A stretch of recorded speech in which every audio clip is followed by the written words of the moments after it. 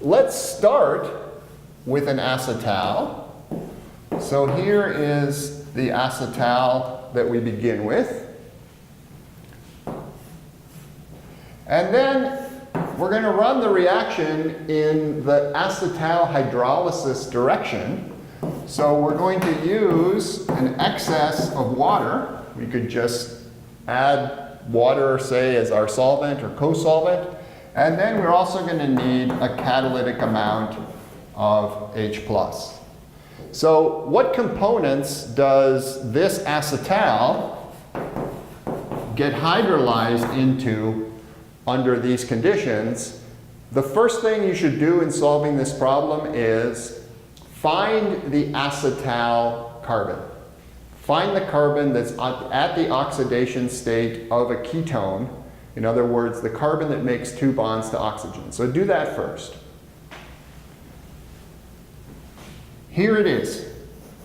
So after the hydrolysis, that carbon is going to be the carbonyl of a ketone.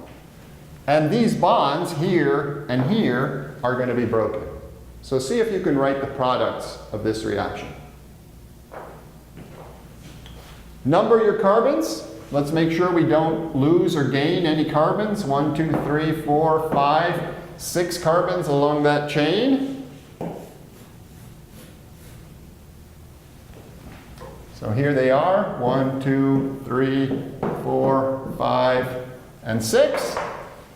Carbon 3 is our carbonyl carbon at the end, so there's a carbonyl group there.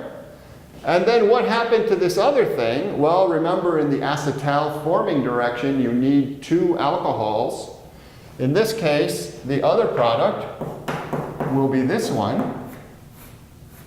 I'll just leave it more or less in the same arrangement so that maybe you can see the correspondence. But this oxygen right here and this oxygen right here end up there and there. Notice we've had to add the elements of water because we need these 2 hydrogens and that oxygen right there. Okay? So be comfortable in terms of thinking about acetal formation, but also acetal hydrolysis.